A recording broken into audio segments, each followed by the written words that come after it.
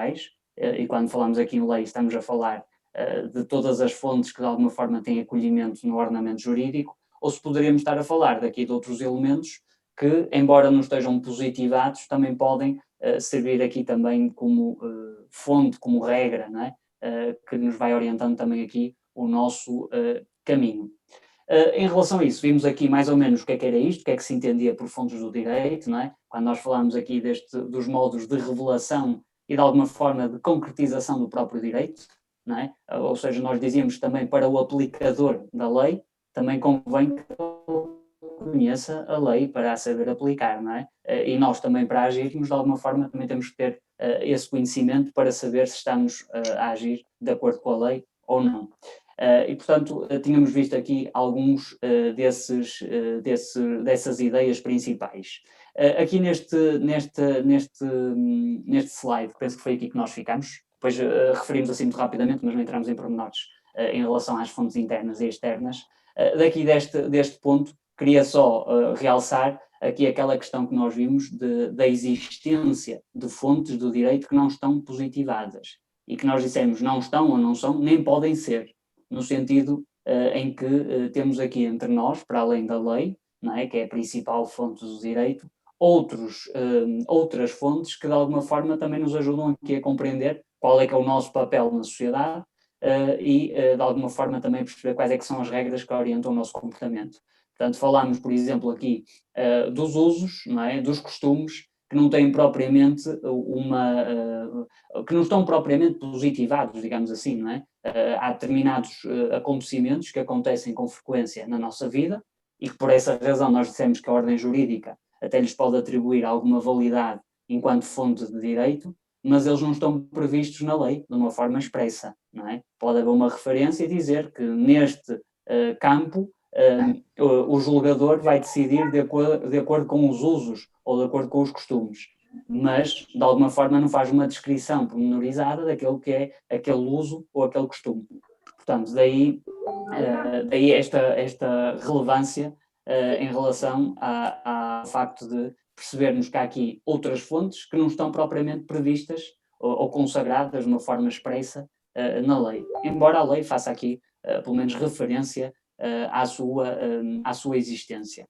Muito bem, depois até vamos ver aqui que em relação a esta dicotomia, digamos assim, entre o direito natural e o direito positivo, e eventualmente aqui em relação àquilo que consideramos fonte do direito ou não, vamos ver que até aqui mesmo, depois da referência que a lei faz no nosso ordenamento jurídico, algumas fontes, vamos ver que ainda assim há dúvidas em relação ao considerarmos uma determinada fonte,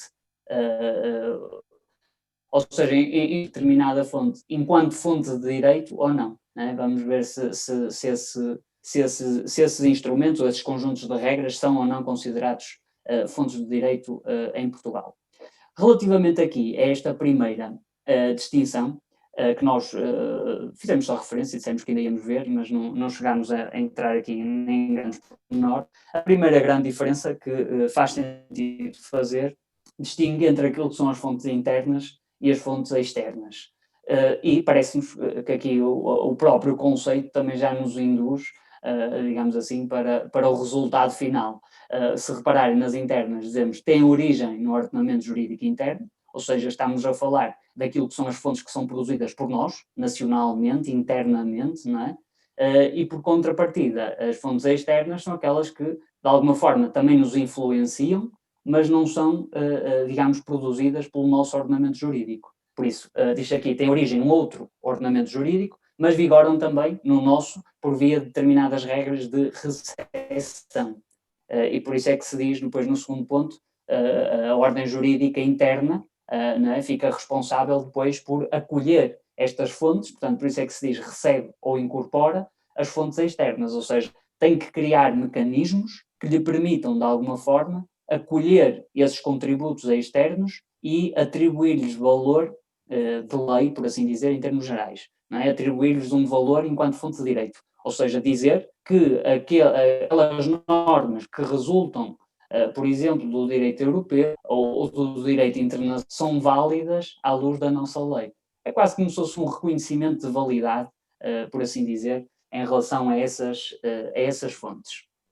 Começando precisamente por essas fontes externas, para depois vermos ao nível das fontes internas o que é que temos entre nós, nós temos aqui duas grandes fontes externas que acabamos de referir. Uma que é o direito internacional e a outra que será o direito europeu, que veremos já de seguida. Dentro aqui do direito internacional, nós podemos falar ou distinguir entre aquilo que é o direito comum ou convencional. Mas basicamente o que é que estamos a falar aqui no direito internacional? São aquelas regras, aqueles princípios que de alguma forma resultam da nossa interação enquanto Estado com outros Estados. E portanto, no âmbito daquilo que nós chamamos de organizações internacionais, nós vamos criando aqui determinadas regras que nos vinculam a nós enquanto Estados. Não a nós enquanto cidadãos em particular, embora isso depois também seja uma decorrência, mas em primeira linha, aquilo que estamos a dizer é que os Estados ficam obrigados a reconhecer aqueles princípios e regras como válidos e a agir de acordo com aquilo nesses instrumentos. Se repararem, depois aparece-nos aqui uma diferença entre o tal direito internacional comum e o direito internacional convencional. Se repararem, se calhar começando pelo convencional, porque o termo parece que está mais próximo de nós. Convencional parece que nos remete para convenção, e nós ouvimos frequentemente falar daquilo que são as convenções internacionais. Se repararem aqui no último ponto, onde se fala do direito internacional convencional, diz convenções internacionais e normas de órgãos competentes de organizações internacionais. Depois tem aqui referências aos artigos da Constituição que, de alguma forma, fazem aquilo que nós dissemos há pouco. Quando falamos aqui das fontes externas, diz a ordem jurídica recebe ou incorpora, por sua vez, as fontes externas. Portanto, estes artigos que vêm aqui da nossa Constituição, basicamente, atribuem, em termos gerais, força ou validade a estas normas. Por isso é que elas vêm aqui referidas, entre parênteses, em cada um destes pontos. Portanto, dizia eu, neste convencional, estamos a falar daquelas situações em que um Estado deliberadamente aceita, não é? Ou adere a uma convenção internacional. Por exemplo, entre nós temos várias convenções, por exemplo, sobre o rapto internacional de crianças, não é? Ou, por exemplo, entre dois países, por exemplo, entre Portugal e o Brasil, hoje em dia falamos de algumas convenções internacionais que se estabelecem no sentido de reduzir a burocracia na obtenção de determinados documentos. Portanto, quando nós obtemos determinados documentos oficiais, por exemplo, emitidos por um tribunal nacional desse país, para que ele possa valer ou ser, digamos, reconhecido como válido noutro ordenamento jurídico, muitas vezes temos que passar aqui por um processo burocrático, não é? E, portanto, muitas vezes é necessário aqui uma validação até dos órgãos judiciais. E, portanto, estas convenções internacionais, na verdade, visam estabelecer aqui algumas parcerias, aqui alguns acordos entre os países, no sentido, precisamente, de facilitar, digamos, a interação que há entre eles nos mais variados contextos. Portanto, estamos a dar aqui o exemplo do reconhecimento de documentos oficiais, mas podemos estar a falar, por exemplo, do rapto internacional de crianças, que não somente no sentido de facilitar, digamos, a circulação dos cidadãos, mas de alguma forma de combater aqui um dos problemas da sociedade atual. Por outro lado, aqui no caso do direito internacional comum, se vocês repararem, faz-se referência àquilo que é o costume internacional e os princípios gerais de direito internacional.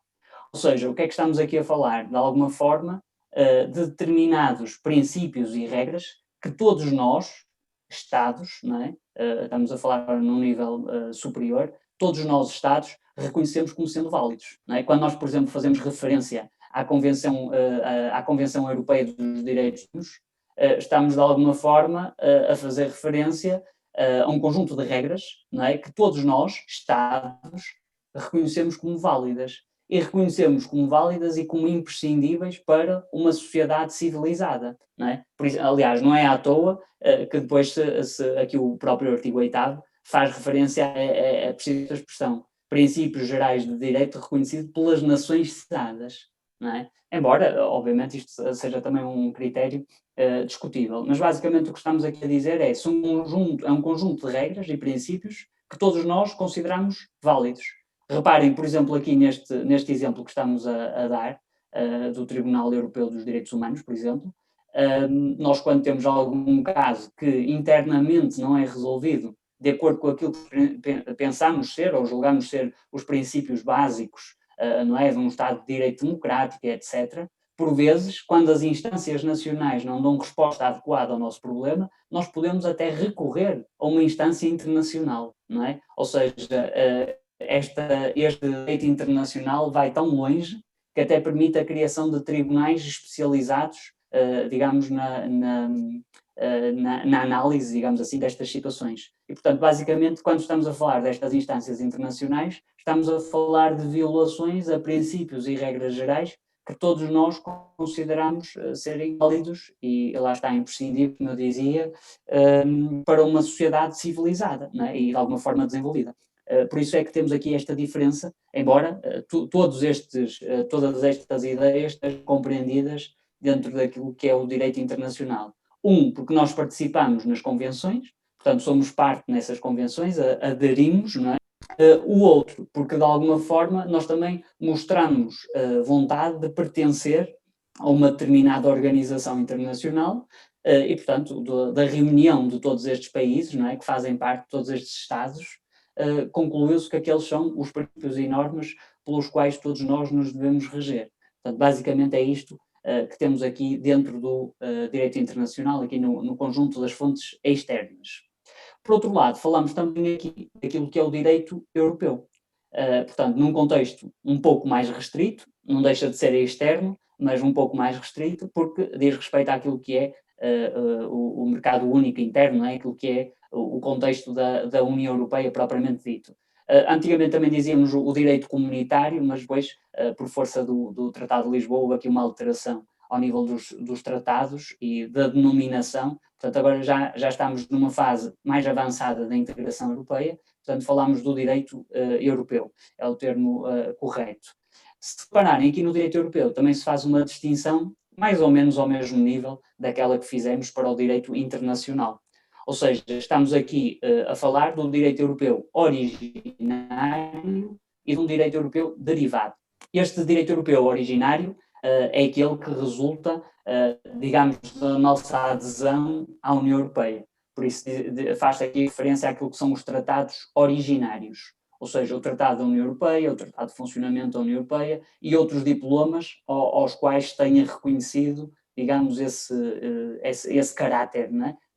Embora não sejam tratados, mas foi-lhes também reconhecido esse valor. Depois, no caso do direito europeu derivado, aí já estamos a falar, digamos, dos órgãos legislativos da própria União Europeia. Por isso é que temos ali referência ao Conselho Europeu, à Comissão Europeia e ao Parlamento. E no último aspecto, temos ali também referência ao Tratado de Funcionamento da União Europeia, de onde resultam, digamos assim, aquelas que são as principais fontes do direito da União, não se resumem, essas são as principais e aquelas que nos afetam, pelo menos de uma forma mais direta, portanto, a diretiva, o regulamento e a decisão. Invertendo aqui mais uma vez a ordem das coisas, começando aqui pela decisão de uma forma muito rápida. A decisão, se calhar, é aquela que nós também não temos assim uma decisão tão imediata relativamente à sua existência, porque aqui na decisão estamos a falar, lá está, de uma fonte que vincula um conjunto determinado de destinatários. Ou seja, não se destina a todos os Estados-membros, em geral, mas tem em vista afetar um determinado conjunto de Estados, não é? de elementos, e, portanto, de alguma forma o seu âmbito de aplicação é mais restrito. Depois, a diretiva e o regulamento são aquelas que, de uma forma geral, digamos, que regulam toda a nossa atividade, porque eles aplicam-se, em princípio, a todos os Estados-membros e de uma forma igualitária, pelo menos. Qual é que será aqui a diferença entre diretiva e regulamento? Alguém tem ideia? Já ouviram falar em diretivas da União Europeia e regulamentos, ou não?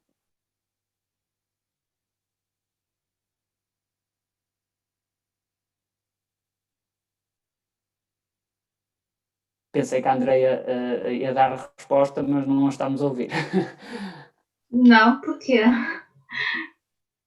Porque, entretanto, o seu nome ficou não é sublinhado, mas ficou assinalado a amarelo, por isso pensei que nos ia dar a resposta. Não, Mas não. lamento, mas também não sei. Muito bem, André, obrigado. Bom, mas de qualquer forma, esta diretiva, este regulamento, são aqueles que estão mais próximos de nós e estava-vos a perguntar se sabiam do que é que se tratava, porque na verdade nós ouvimos frequentemente, por vezes até no telejornal, dizendo o Estado português está em cumprimento na... exatamente, a Roberta a diretiva fixa os objetivos, não é? Portanto, fixa as linhas gerais, não é? Aliás, o próprio nome diz, as diretrizes, não é?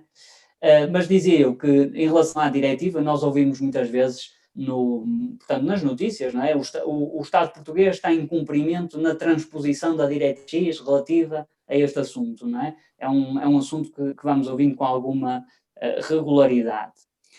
Porque esta diretiva, tal como a Roberta nos dizia aqui na sua mensagem, fixa os objetivos a atingir.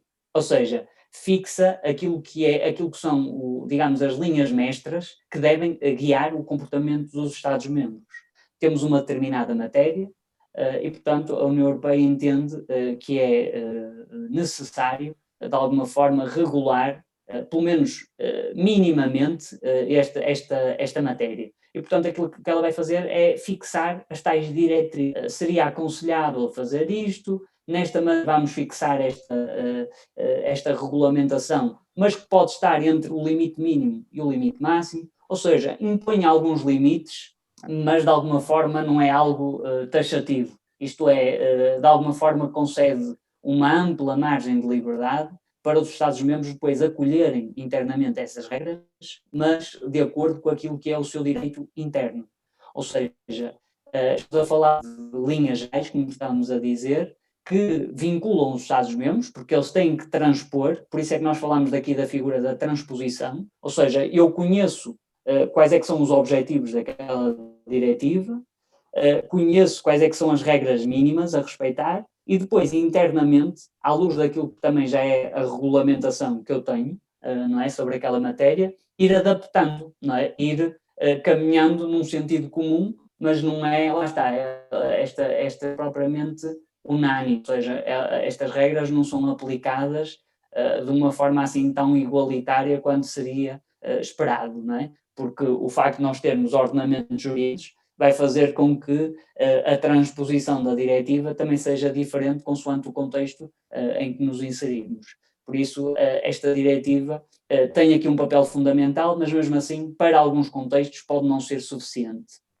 Por outro lado, o regulamento vai um pouco mais longe, ou seja, o regulamento é aquele instrumento legislativo da União Europeia que, de alguma forma, é mais difícil de concretizar.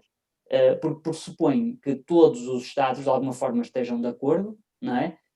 E o regulamento, digamos, faz aplicar aquelas regras de uma forma imediata. Imediata no sentido, se calhar imediato não é o termo certo, mas faz aplicar aquelas regras de uma forma igualitária entre todos os Estados-membros. Ou seja, a diretiva precisa de uma transposição. Eu tenho aqui as linhas gerais, os tais objetivos gerais, e agora tenho que pegar nisto e transformar em legislação interna. No regulamento, eu não tenho transposição, ou seja, tenho uma aplicação imediata, por isso é que há pouco está aqui a fugir-me, está a fugir aqui para o termo do imediato neste sentido. Ou seja, não preciso de uma transposição, mas o regulamento, a partir em que é publicado, obviamente, no Jornal Oficial da União Europeia, passa a valer para todos os Estados-membros de forma igual. E, portanto, todos nós, depois nos nossos Estados, quando estamos a aplicar uma determinada norma, temos que o fazer à luz do direito da União Europeia. Portanto, se houver ali algum conflito que eventualmente seja necessário resolver, conflito em termos de interpretação da lei, eu tenho à luz do ordenamento jurídico da União Europeia. Portanto, não posso ler com os olhos portugueses, digamos assim, ou seja, não posso fazer só à luz do meu ordenamento, porque senão, então aí, digamos, a aplicação dessa fonte sairia frustrada, não é? Ou seja, aqui a ideia é que nós possamos, em alguns domínios, que são considerados os domínios essenciais, possamos ter uma decisão adequada e uniforme em toda a União Europeia. Por isso, geralmente estes regulamentos aparecem aqui e ali, não é, pontualmente, em relação a alguns aspectos que são fundamentais. Naqueles aspectos em que se considera que há uma grande diferença de ordenamento jurídico para ordenamento jurídico, então aí o ideal será termos uma diretiva de forma a não chocar, digamos assim, não permitir este choque de ideias entre um ordenamento e o outro. Nós já temos falado sobre isto várias vezes, este exemplo vem muitas vezes aqui à baila, e bem novamente, que é o caso da proteção de dados pessoais.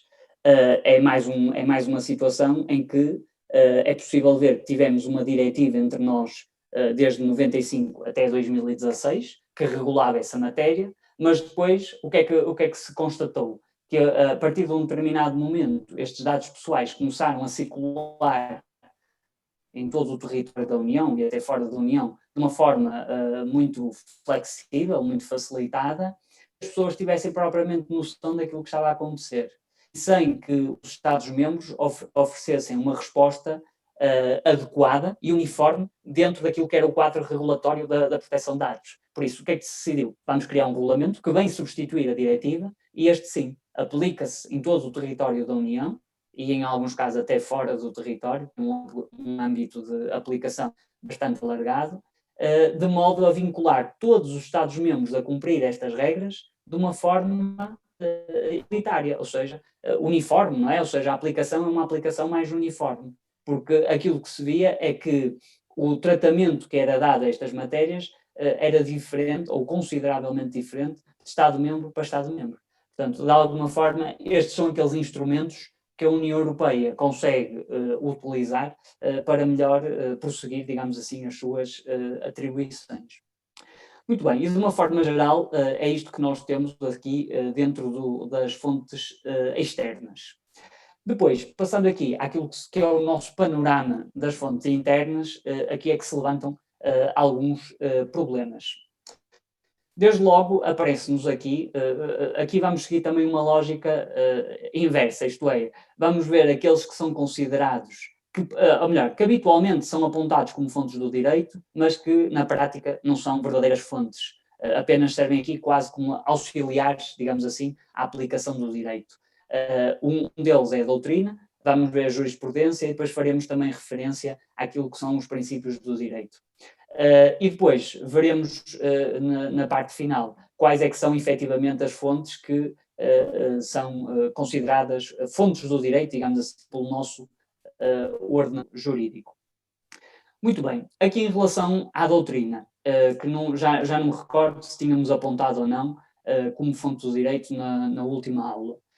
Mas de facto aqui na doutrina nós estamos a falar sobre aquilo que é, eu penso que sim, falamos sim, sobre aquilo que é, digamos, o trabalho dos académicos, por assim dizer, dos investigadores. Ou seja, falamos daquele conjunto de trabalhos, aqui diz de pareceres, opiniões, estudos académicos, anotações de determinadas leis, portanto, tudo aquilo que de alguma forma contribui para o saber, não é? Ou seja, para a investigação, para o conhecimento. Nós muitas vezes temos a criação de uma nova lei, não é? E precisamos depois que alguém nos ajude a pensar qual é que é o melhor sentido de interpretação e de aplicação daquela lei. Ora, porque houve aqui uma mudança de paradigma, não é? Por exemplo, aqui em relação à proteção de dados que falámos há pouco, não é? Houve aqui uma série de alterações com a introdução do regulamento que é necessário conhecer com mais algum pormenor, não é? E assistimos aqui a uma mudança na nossa Comissão Nacional de Proteção de Dados a vigiar-nos, não é? Ou seja, nós tínhamos que pedir autorização para fazer alguma coisa antes de a fazer. Agora, a ideia é precisamente a contrária. Nós fazemos e somos responsáveis por aqueles que fazemos. Portanto, a CNPD só aparece na nossa vida se porventura for disputada aqui alguma ação de investigação, não é? Ou de fiscalização. Por isso, a própria alteração é grande. Tínhamos uma fiscalização por parte de alguém e agora o paradigma é outro. É a autorresponsabilização, não é? Ou seja, a autofiscalização. Andamos aqui todos a fiscalizar uns aos outros. Portanto, estas alterações, que acabam por ser alterações de fundo, digamos assim, aquilo que é o panorama legal em vigor, muitas vezes reclama depois destas pessoas, destes especialistas, uma opinião, uma leitura, se calhar com um grau de pormenor, que nós que estamos na prática não conseguimos, desde logo, alcançar, para, de alguma forma, garantir que a aplicação e a interpretação também são feitas de acordo com aquilo que é o espírito da lei, não é? E aquilo que também é a unidade do ordenamento jurídico. Pronto, por isso é que ali dizemos, conjunto de pareceres, opiniões, estudos académicos contribuem para a interpretação e integração do direito. Porquê? Porque vamos ver também, depois mais adiante, que a lei não só tem que ser interpretada, mas muitas vezes temos que fazer aquilo que nós chamamos de integração das lacunas. Ou seja, são aqueles vazios legais que o legislador esqueceu-se de regular, ou na altura em que aquelas regras foram produzidas, aquilo ainda nem sequer era um problema, nem sequer era uma realidade, mas agora, passado algum tempo, afinal já é. Novos desafios apareceram, ou a regulamentação que se pensou para aquele problema, hoje em dia já não faz muito sentido, não é? Portanto, estamos aqui sempre a falar da interpretação por um lado, ou seja, aquilo que está previsto na norma, mas por outro lado também sabermos procurar solução para os problemas que vão surgindo. Muito bem, depois o segundo ponto era aquele que nós já aqui referimos, que não é considerada fonte de direito. Ou seja, o que nós estamos a dizer aqui é, nós procuramos naqueles que são os especialistas desta matéria, naquilo que são os tais investigadores, os doutrinadores, não é? De alguns académicos, procuramos uma leitura, como é que eu ia dizer, científica, não é? Por assim dizer, ou especializada em determinada matéria, mas como devem compreender, e aliás, não faltarão exemplos aqui desde que começámos a nossa unidade curricular, esta parte inicial aborda várias teorias, não é? Aqui já perceberam perfeitamente que aqui no direito há mais dúvidas do que provavelmente certezas, não é? E portanto, aqui isto para dizer o quê? Que a leitura que uma determinada pessoa faz de uma realidade pode não ser exatamente a mesma de outra leitura que outra pessoa faz. Ou seja, podemos ter doutrinas divergentes, não é? Um entende que a solução é esta, mas o outro entende que a solução é precisamente a contrária. E depois há um terceiro que diz que não é contrária, mas é ali uma que conjuga, digamos assim, o melhor de dois mundos, não é? Por assim dizer. Ou seja, aquilo que queremos dizer é que isto realmente não pode ter caráter de fonte de direito. Quanto muito, pode nos auxiliar na aplicação do direito, da ação que nós fazemos das regras. Mas daí a ser vinculativo, de alguma forma, estamos a dizer que aquela leitura é admissível, não é? Então também temos que admitir uma qualquer, desde que respeite, digamos, os mínimos que estão previstos também na lei em relação àquilo que é a interpretação, qualquer uma delas é válida, não é? E portanto, isto para dizer o quê? Que realmente isto não pode ser considerado, a doutrina não pode ser considerada uma fonte de direito. Ela, de facto, faz aqui um papel muito importante, desempenha aqui um papel importantíssimo, sobretudo para aqueles que são os sujeitos que aplicam na prática o direito, não é? Quando falamos dos tribunais, desde os juízes, os procuradores, os advogados, os notários, etc. Mas, todavia, elas não podem, de alguma forma, ser vinculativas, porque vinculativo será a lei, não é? E vamos ver que é digamos, a fonte principal do ordenamento jurídico, mas agora esta questão de doutrina, isto é um mero entendimento, portanto não tem esse caráter vinculativo. Por isso é que, em último lugar, temos aqui esta nota que diz a doutrina molda o direito vigente, apresentando novas soluções jurídicas. Por isso é que nós há pouco insistimos várias vezes aqui nesta ideia de interpretação da lei que já está em vigor, por isso é que se diz molda o direito vigente e integra também de alguma forma aquilo que são as falhas do sistema. Ou seja, não havendo solução para aquele problema, que solução poderemos nós oferecer? Ou seja, como é que nós, ao ler aquela norma, conseguimos dar resposta àquele problema concreto que lá está, ou não está regulado da melhor forma, porque a realidade foi pensada, e agora, como é que resolvemos, não é? E muitas vezes a doutrina surge precisamente para isto. Se calhar na área da contabilidade isto não é muito frequente, ou pelo menos não é tão frequente, digamos assim, mas depois vocês vão encontrar também situações, digo isto porque sendo uma ciência mais exata, não é? Não há propriamente divergências aqui ao nível filosófico, não é? Ou pelo menos não há assim tantas. Mas de qualquer forma, nós muitas vezes temos questões que é o regime a seguir, qual é que é o mais correto face àquela situação. E muitas vezes também temos isto, ou seja, nós pedimos o parecer a alguém, não é? Alguém a quem de reconhecido mérito, digamos assim, para de alguma forma nos dizer qual é que é o melhor sentido que deve ser dado àquela norma, não é? Porque lá há sempre lacunas, há sempre vazios legais, não é? Que é necessário dar resposta, não é? A essas situações. Muito bem, depois aparece-nos aqui, então, em segundo lugar, a tal jurisprudência, que nós também já fomos falando de uma forma geral nas aulas anteriores, e que dissemos que, de alguma forma, era o resultado da atividade dos tribunais, ou seja, é todo o conjunto de decisões das pelos tribunais. E não tem que ser só tribunais superiores, portanto, aqui quando falamos em jurisprudência, falamos de conjunto de decisões dos tribunais, portanto, de uma maneira geral. Agora, porque é que nós associamos a isto do Tribunal Superior? Porque geralmente o Tribunal Superior, sendo constituído por mais juízes, não é? Ou seja, o órgão que produz aquela decisão, em vez de ser constituído por um só membro, é constituído por 3, é? Ou em alguns casos até por 5. É? Ou seja, temos mais pessoas a ponderar, digamos assim, aquela situação. Por isso, geralmente, a tal jurisprudência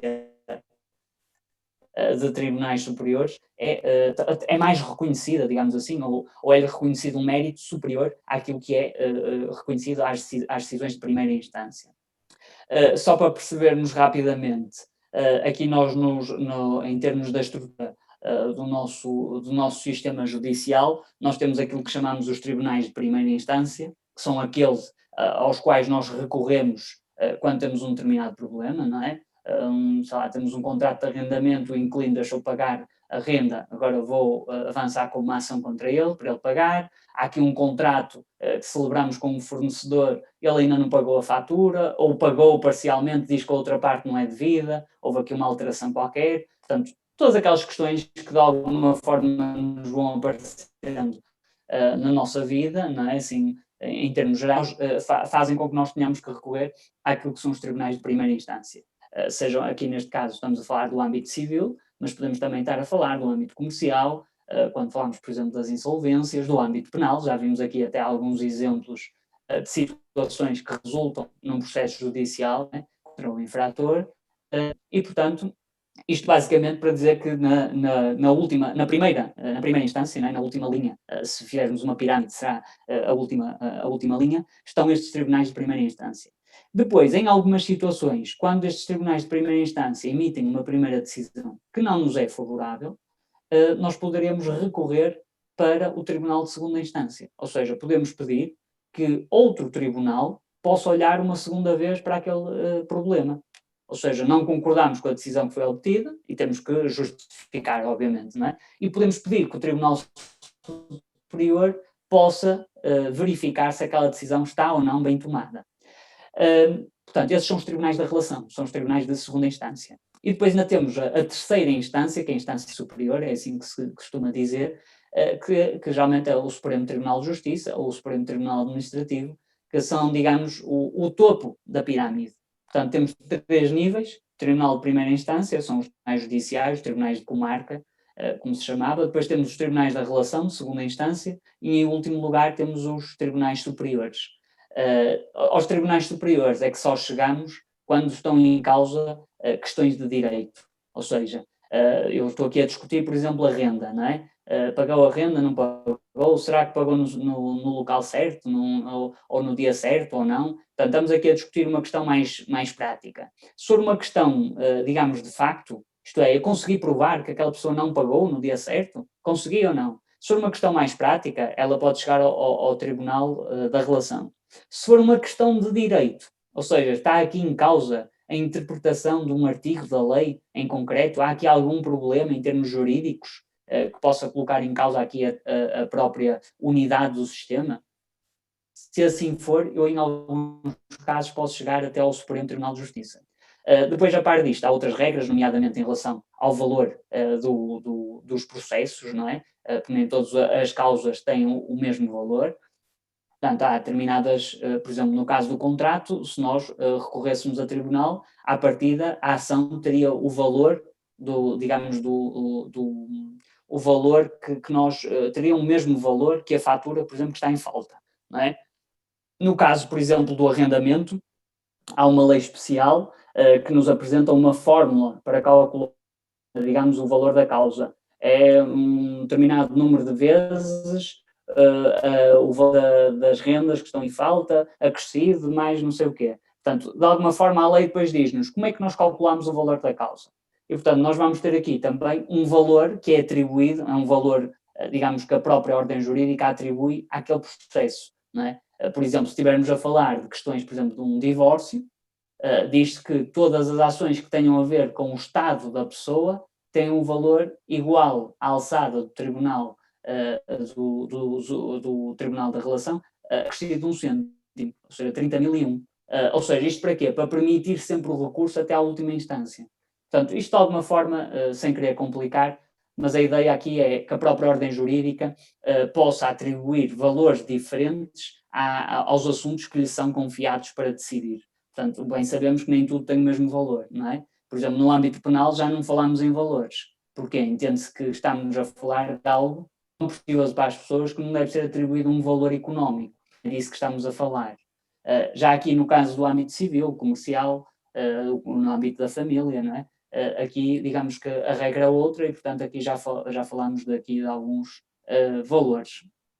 Depois, em segundo lugar, esta ideia que também vem aqui presente, que nos diz que a decisão proferida por um tribunal num determinado caso em concreto não vincula a decisão que vier a ser tomada na apreciação de casos análogos, elimina aquela ideia que nós também já falámos sobre ela, do precedente. Ou seja, nós, noutros ordenamentos jurídicos, sobretudo nos ordenamentos jurídicos de origem anglo-saxónica, temos esta regra do precedente obrigatório. Ou seja, a decisão que é tomada no caso anterior vincula a decisão que vier a ser tomada no caso seguinte. Mas reparem, não é em qualquer caso, em casos análogos. Ou seja, em relação a determinadas matérias, se decidirmos que o artigo 101 do Código X é interpretado neste sentido, se verifica determinada condição, significa que em todas aquelas situações, aquele artigo tem que ser interpretado daquela forma. Portanto, a solução tem que ser aquela. E lá está, pode haver desvios? Pode, mas desde que devidamente fundamentados. Ou seja, não pode ser porque o juiz, de uma forma livre, não é, ficou convicto de que a decisão não poderia ser aquela ou que a leitura não seria aquela. Não é isso. Mas, por exemplo, nos casos em que, há pouco estávamos a dizer, quando há uma mudança de paradigma, quando há uma mudança radical naquilo que é, digamos, a interpretação ou a ideologia que está por detrás daquele instituto jurídico. Quando há essa alteração de base, então nós também podemos alterar esse tal precedente. Caso contrário, estamos obrigados a segui-lo. No caso do ordenamento jurídico português, nós não temos essa regra.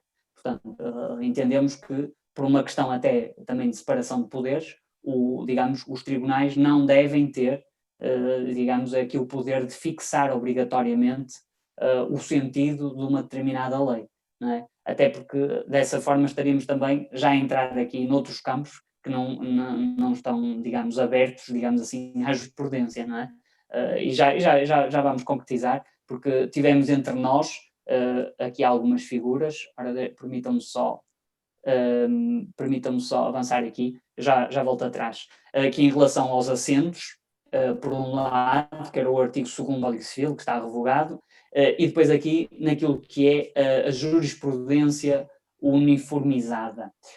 Nós tivemos aqui esta figura dos assentos, que basicamente consistiam em quê? Os tribunais apreciavam determinada situação e faziam interpretações próprias sobre uma determinada norma em concreto, e depois essa norma, se houvesse um assento dos tribunais em relação a esse assunto, esse assento valia como fonte de direito. Ou seja, as pessoas teriam que se regular depois, quando fizessem a interpretação, por exemplo, deste tal artigo 101 do Código Civil, por exemplo, teriam que se regular por aquilo que era o entendimento fixado pela jurisprudência. E, portanto, aliás, se repararem, o artigo 2º, o antigo, a redação, aquilo que tínhamos, dizia: nos casos declarados na lei, podem os tribunais, no meio de assentos, doutrina com força obrigatória geral. Ou seja, os próprios tribunais interpretavam qual era o sentido e o alcance de determinada norma, determinado regime, e impunham-no como obrigatório para os casos seguintes. Portanto, por isso é que aqui se diz doutrina obrigatória geral.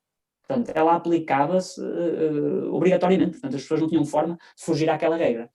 Depois, mais tarde, já em 96, o quarto ponto, quando se diz declaração de inconstitucionalidade, e tem referência ao acórdão do Tribunal Constitucional, estes assentos vieram a ser considerados inconstitucionais, portanto, de alguma forma violariam aquilo que eram os princípios previstos na nossa Constituição, nomeadamente aqui o princípio da separação de poderes, não é? Ou seja, temos um órgão que legisla, não é? Cria as normas, e temos aqui um órgão, estamos a falar de um órgão aqui que aplica o direito. Portanto, se nós permitirmos que ele faça de alguma forma, ou que produza doutrina com força obrigatória geral, estamos a dizer que eles estão a fixar qual é o sentido e o alcance da lei. Portanto, já estão a entrar num domínio que não é próprio dos tribunais. E, portanto, estes assentos foram, de alguma forma, abolidos, não é? Portanto, acabou-se com isto. Embora, depois reparem, aqui no último ponto diz: atribui-se aos assentos o mesmo valor dos atuais acórdãos de uniformização de jurisprudência.